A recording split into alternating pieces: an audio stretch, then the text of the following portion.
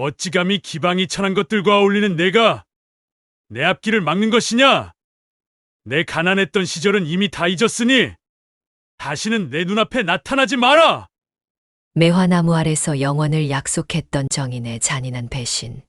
찢긴 심장을 안고 초희는 스스로 복수의 화신이 되기로 결심합니다. 헌신짝처럼 나를 버린 당신을 반드시 내 발 아래 무릎 꿇리고 짓밟아줄 것입니다. 반드시.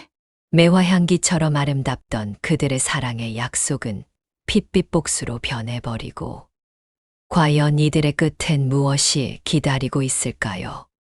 안녕하세요. 옛날의 적에입니다. 재미와 감동이 있는 이야기 지금 시작합니다. 예부터 선비들의 고결한 기품이 서려 있기로 이름난 곳, 바로 경상도 안동이지요. 낙동강 굽이치는 물줄기를 따라 하얀 매화가 눈처럼 흩날리던 어느 따스한 봄날이었습니다.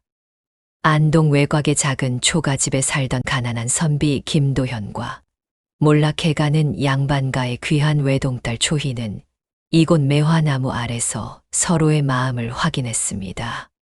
도현은 종이 한 장 아껴가며 어렵게 공부하던 처지였지만 초희는 그런 그의 대쪽 같은 성품을 참으로 사랑했습니다. 꽃잎이 눈송이처럼 흩날리던 그날, 두 사람은 영원을 약속했지요. 초인왕자, 이 매화 향기를 꼭 기억해 주시오. 내 이번 과거에서 반드시 급제하여 가문을 다시 일으키고 그대를 부인으로 맞이할 것이오. 도련님, 저는 이 매화나무 아래서 오직 도련님만을 기다리겠사옵니다. 하지만 호사다마라고 했던가요? 그의 여름, 안동을 덮친 모진 역병에 초희는 부모를 모두 잃고 후 가문은 하루아침에 무너지고 말았습니다. 빚쟁이들에게 쫓겨 정처 없이 헤매던 초희는 그만 기진맥진하여 강가에 쓰러지고 말았지요.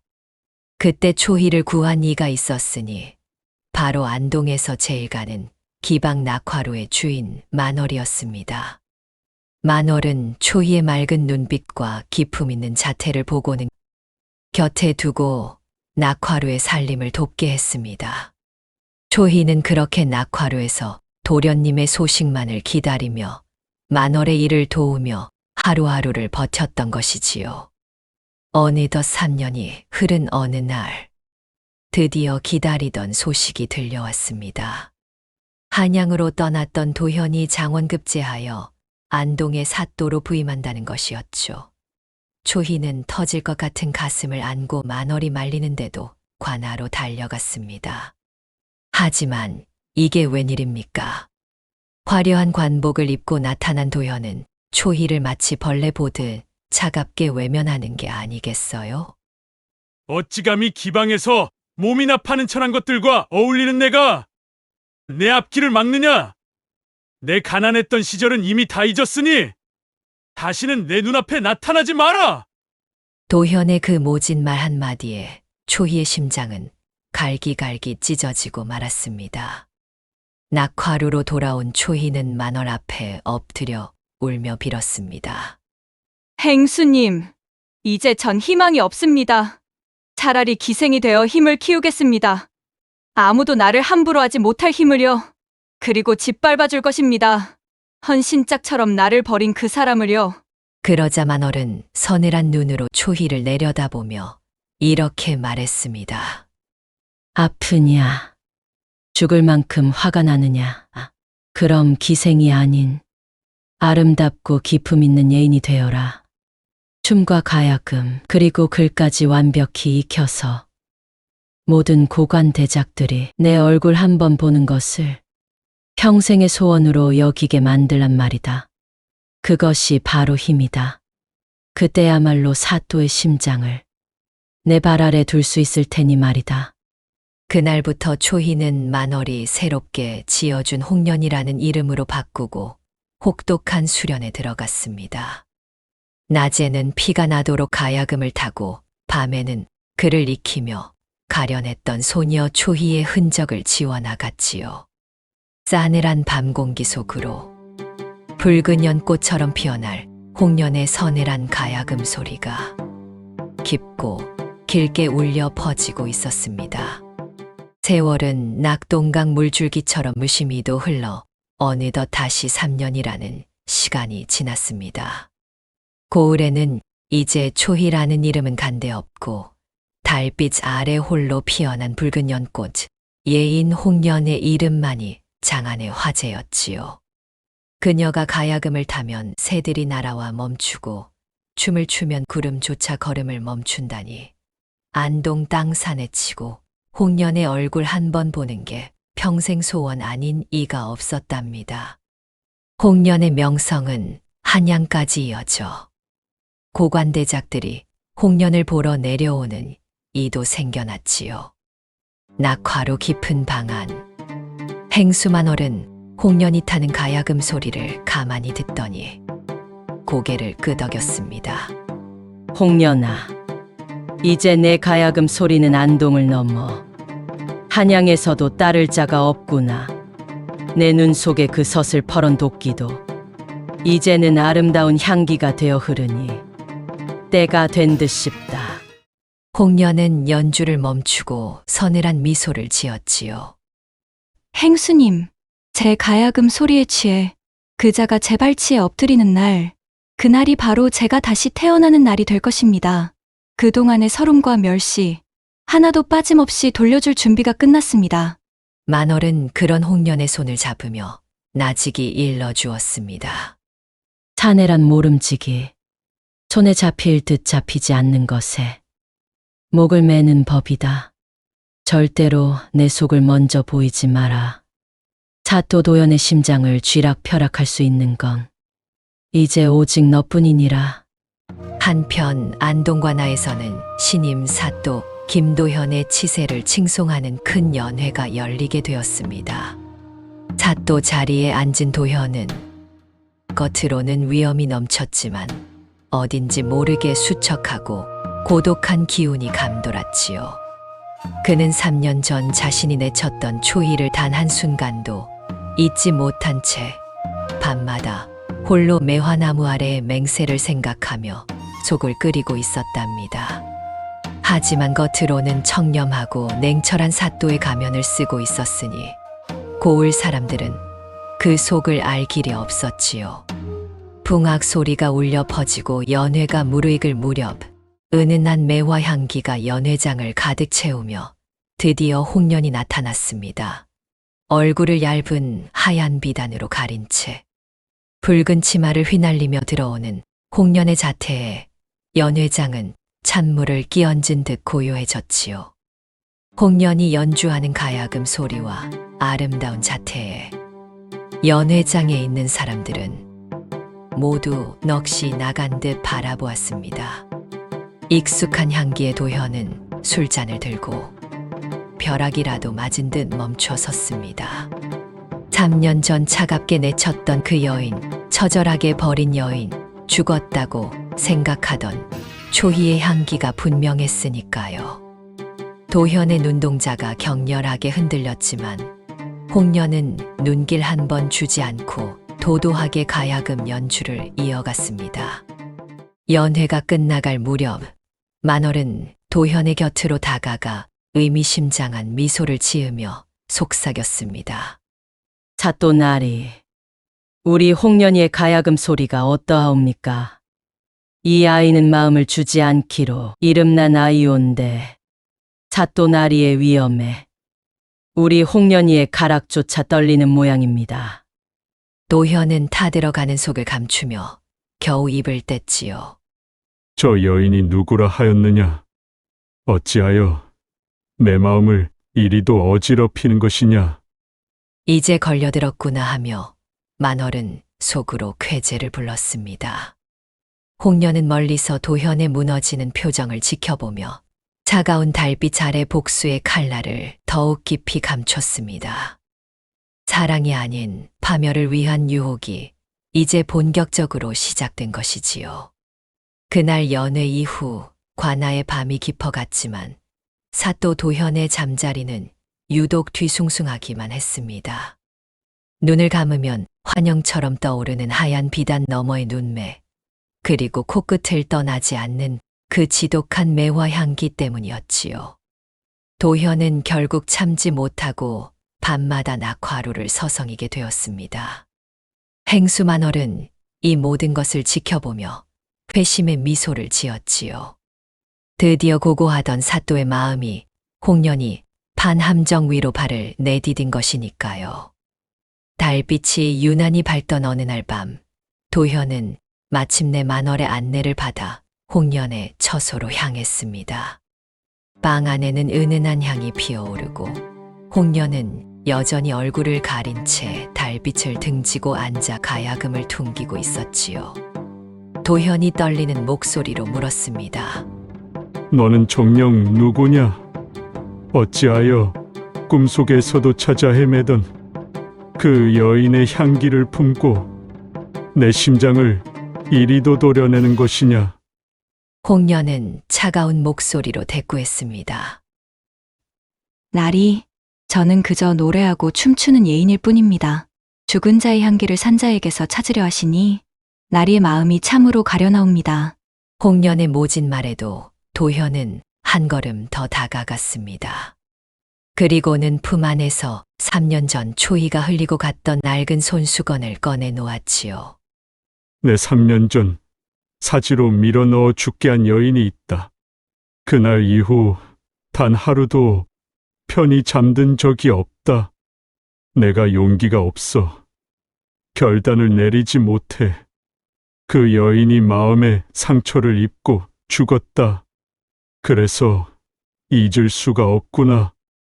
너만 보면 그 여인이 생각나 너무 고통스럽지만 너를 보지 않으면 더 고통스럽구나. 이 일을 어쩐단 말이냐. 도현은 가슴이 찢어지는 듯 흐느꼈습니다. 도현의 처절한 고백에 홍련의 가야금 줄이 팅 하고 날카로운 소리를 내며 멈췄습니다. 순간 홍련의 눈동자가 흔들렸지만 문 밖에서 지켜보던 만월의 헛기침 소리에 홍련은 다시금 마음을 다잡았지요. 아니야. 저자는 지금 거짓 연기를 하는 것이다. 다음 날 만월은 홍련에게 중앙 관료들의 비밀 서찰 한 장을 내밀었습니다. 홍련아, 사또가 너에게 마음을 완전히 빼앗겼으니 이제 마지막 단계다. 이 서찰을 사또의 방에 몰래 갖다 두거라. 이것이 발견되는 날, 사또는 영모의 죄를 뒤집어 쓰고 파멸하게 될 것이다. 홍련은 서찰을 받아주며 입술을 깨물었습니다. 행수님, 그자의 눈물도 그자의 고백도 모두 진심이 아니겠지요? 만월은 홍련의 어깨를 다독이며 서늘하게 속삭였습니다. 자네의 눈물에 속지 마라. 이제 곧 안동 땅에서 도현도령의 모습을 볼 수 없을 것이다. 홍련은 만월의 계획대로 도현을 점점 더 깊은 수렁으로 밀어 넣었습니다. 도현은 이것이 함정인 줄 어렴풋이 느끼면서도 홍련의 뜻대로 움직였습니다. 내 벼슬에 더 이상 미련이 없다. 삶에도 미련이 없다. 무슨 속내인지는 모르나 내 기꺼이 내 뜻대로 해주마. 속을 알 수 없는 도현의 슬픈 미소와 복수심으로 불타는 홍련의 차가운 눈빛이 엇갈리며 고울의 공기는 터질 듯한 긴장감으로 가득 찼습니다. 이제 칼날은 도현의 목전까지 다가와 있었습니다. 그리고 결국 올 것이 오고야 말았습니다. 홍련이 사또의 방에 몰래 둔 그 비밀 서찰이 조정에서 내려온 감찰사의 손에 들어가고 만 것이지요. 안동고을은 순식간에 발칵 뒤집혔고 청렴하기로 이름났던 사또 김도현은 하루아침에 대역죄인이 되어 차가운 옥사에 갇히게 되었습니다. 낙화로의 만월은 계획대로 일이 풀리자 홍련을 불러 기뻐했습니다. 홍련아, 축하한다. 이제 내일이며 너를 모질게 버렸던 그 사또가 파멸할 것이다. 드디어 내 복수가 완성되는구나. 하지만 홍련의 마음은 어찌 된 일인지 시원하기는커녕 얼음물을 끼얹은 듯 차갑게 식어만 갔습니다. 자꾸만 옥사에서 본 도현의 그 슬픈 미소가 눈앞을 가려 얼굴을 제대로 들 수조차 없었지요. 처형을 앞둔 깊은 밤, 홍련은 마지막으로 사또의 얼굴을 보기 위해 관아 옥사를 찾았습니다. 최창살 너머로 보이는 도현은 만신창이가 된 몸으로도 예전 초희가 흘리고 갔던 그 낡은 손수건을 소중히 쥐고 있었습니다. 홍련은 여전히 하얀 비단으로 얼굴을 가린 채 차갑게 물었습니다. 함정인 줄 알면서 왜 바보같이 당하고만 있었습니까? 나리가 죽어야 할 이유가 대체 무엇이란 말입니까? 도현은 힘겹게 미소 지으며 그녀를 바라보았습니다. 그는 여전히 그녀가 초이인지 확신할 수 없었으나 그녀에게서 나는 향기만으로도 이미 마음을 정한 듯 했지요. 홍련아, 내 평생 한 여인을 사지로 몰았다는 죄책감에 숨조차 쉬기 힘들었었다. 그런데 너를 보며 그 여인이 살아있을지도 모른다는 희망을 품었지. 내가 누구든 상관없다. 내가 나의 목숨을 원했다면 내 목숨 따위가 무엇이 아깝겠느냐. 그때 도현이 쥐고 있던 손수건과 함께 가지고 있던 낡은 종이 한 장을 내밀었습니다. 홍련이 의아해하며 그 종이를 펼쳐 든 순간 그녀의 세상이 멈춰버리고 말았습니다. 그것은 도현의 아버지가 보낸 협박 편지였습니다. 내가 만약 부모가 죽고 몰락한 가문의 딸과 혼인하겠다면 내 당장 사람을 보내 그 아이를 죽일 것이다. 그 아이를 살리고 싶다면 모질게 내치고 다신 보지 말거라. 그것만이 그 아이를 살리는 길이다. 홍련은 그 자리에 주저앉아 짐승 같은 울음을 터뜨렸습니다. 배신이라 믿었던 그 모진 외면이 사실은 자신을 살리기 위해 도현이 피눈물을 흘리며 선택한 마지막 방패였음을 이제야 알게 된 것이지요. 그 모습을 멀리서 지켜보던 만월이 천천히 다가왔습니다. 사실 만월은 이미 이 진실을 알고 있었던 것이지요. 만월은 홍련의 어깨를 잡으며 조용하게 말했습니다. 홍련아, 이제 알겠느냐? 자네의 진심이란 때론 목숨보다 무거운 법이다. 내가 너를 예인으로 키우고 이 복수의 길로 이끈 것은 내가 스스로 그 진실을 마주할 힘을 갖게 하기 위함이었다. 자, 이제 사또를 살릴지 말지는 내 손에 달렸다. 내가 손을 써두었으니 함께 떠나거라. 만월은 미리 준비해둔 말을 가리켰습니다. 홍련은 눈물을 닦으며 도현의 손을 꽉 잡았습니다. 복수가 아닌 사랑을 위한 목숨 건 도피가 어두운 밤 공기를 가르며 시작되려 하고 있었습니다. 칠흑 같은 어둠이 내려앉은 고을, 만월이 내어준 말을 타고 홍련과 도현은 관군의 추격을 피해 숲속 깊은 곳으로 몸을 숨겼습니다. 만월은 미리 손을 써서 사또 도현이 강물에 휩쓸려 죽은 것으로 관아에 알렸고 두 사람에게는 평생 넉넉히 살 수 있는 재물을 챙겨주며 먼 곳으로 떠나라 말하며 눈물을 흘렸습니다. 이 돈이면 어디서든 남부럽지 않게 살 수 있을 게다. 이제 사또와 홍련은 이 세상에 죽고 없으니 너희 둘은 그저 평범한 부부로 뿌리를 내리고 살 거라. 만월의 배려 덕분에 두 사람은 아주 멀리 떨어진 평온한 마을에 자리를 잡을 수 있었습니다. 그로부터 10여 년의 세월이 흘렀습니다. 두 사람은 마을에서 가장 넓은 땅을 일구고 큰 기와집을 지어 살았지만 결코 호의호식하며 권위를 내세우지 않았습니다. 도현은 마당 한편의 작은 서당을 열어 마을 아이들을 가르쳤습니다. 형편이 어려운 아이들에게는 단 한 푼의 돈도 받지 않았고, 오히려 종이와 붓을 직접 사주며 배움을 독려했지요. 초희 역시 흉년이 들 때면 마을 사람들에게 쌀을 나눠주며 마을의 대소사를 살뜰히 챙겼습니다. 어느덧 세월의 강물은 굽이쳐 흘러 두 사람의 뜰에는 늠름하게 자란 아들 윤과 재주 많고 고운 마음씨를 가진 딸 연화가 꽃처럼 피어났습니다. 아들 윤은 아버지를 닮아 학문의 깊이가 남다르고 명석했으며 성품 또한 비단처럼 부드러웠고, 딸 연화는 어머니를 닮아 손재주가 뛰어나고 야무지니 온 마을에 칭찬이 자자했지요.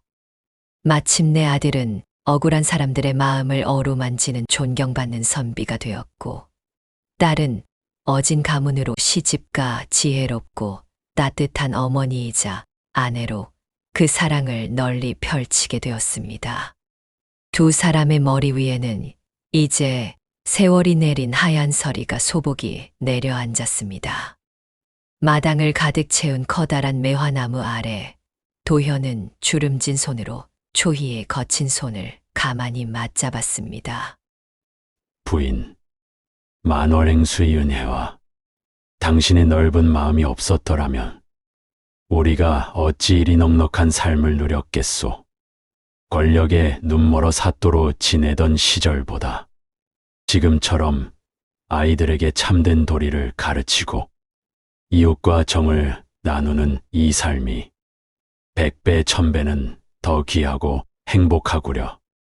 초희는 도현의 어깨에 가만히 머리를 기대며 꽃잎 같은 미소를 지어 보였습니다.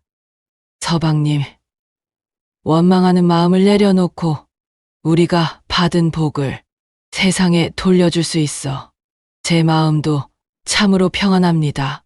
잘 자란 아이들이 저마다의 자리에서 착하게 사는 것을 보니 우리가 함께 심은 매화가 이제야 비로소 가장 향기로운 열매를 맺는 듯합니다. 두 사람은 더 이상 어둠 속을 헤매는 도망자가 아니었습니다. 마을에서 가장 존경받는 덕망 높은 어른이자 아이들에게는 뿌리 깊은 나무 같은 부모로 하루하루를 보냈지요. 해마다 봄이면 마당을 채우는 매화 향기를 맡으며 두 사람은 오래전 그 매화나무 아래서 맺었던 영원한 약속을 비로소 완성하며 평온하게 살아가게 되었습니다. 인생의 진정한 승리는 나를 아프게 한 사람을 이기는 것이 아니라 내 마음속 미움을 씻어내고 그 자리에 사랑을 채우는 것입니다. 초희와 도현이 미움을 거두고 정을 나누었을 때 비로소 매화가 활짝 피었듯 우리 삶의 진정한 꽃은 용서라는 걸음 위에서 피어납니다. 지금까지 시청해 주셔서 감사합니다.